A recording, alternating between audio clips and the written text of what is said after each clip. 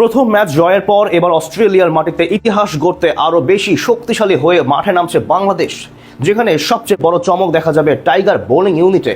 ডারউইনে বোলাররা দুর্দান্ত পারফরমেন্স করলেও পরের ম্যাচে বাদ পড়তে পারেন এক তারকা ক্রিকেটার, সাথে থাকতে পারে বড় চমক। সব মিলিয়ে অস্ট্রেলিয়ার বিপক্ষে সিরিজ জয়ের মিশনে কেমন হতে যাচ্ছে বাংলাদেশের বোলিং ইউনিট, সেটাই জানবো রিপোর্টে। বাংলাদেশের বোলাররা অস্ট্রেলিয়ার মাটিতে যে ইতিহাস রচনা করেছে তা দেখে অবাক হয়েছে গোটা বিশ্ব।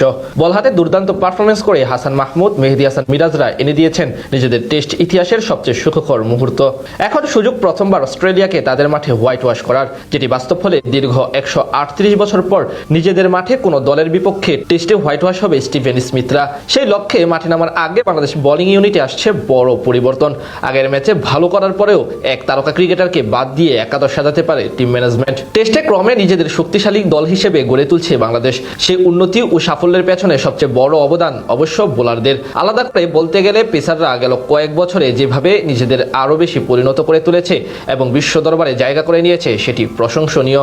তাই মেকাইয়ে অস্ট্রেলিয়াকে হারিয়ে 138 বছরের অধরা রেকর্ড ভাঙতে হলে বোলারদেরই কিছু করতে হবে। তাই নিজেদের একাদশের শক্তিমত্তার দিক থেকে বোলারদের উপর অধিক নজর দিচ্ছেন কোচ ফিল সিমন্স।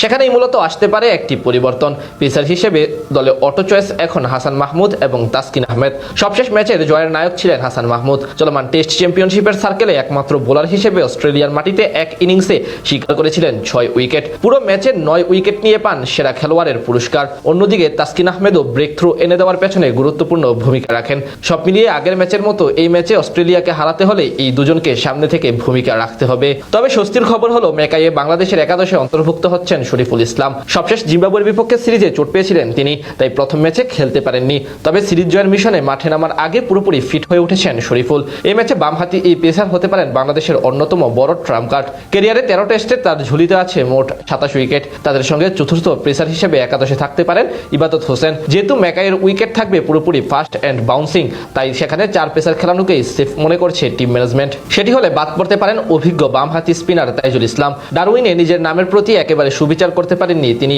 তবে 5 উইকেট নিয়ে ম্যাচে জয়ে গুরুত্বপূর্ণ অবদান রেখেছেন সহ অধিনায়ক মেহেদী হাসান মিরাজ। তাই একাদশে 4 পেসার খেলালে তাইজুলকে বাদ দিয়ে মিরাজকে নামানো হতে পারে, কারণ ব্যাট হাতেও ভালো ফর্মে আছেন এই ডানহাতি অলরাউন্ডার।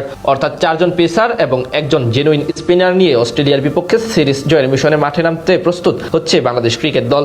আগামী 22 আগস্ট মেকাইয়ে শুরু হবে দুই দলের মহা গুরুত্বপূর্ণ ম্যাচ।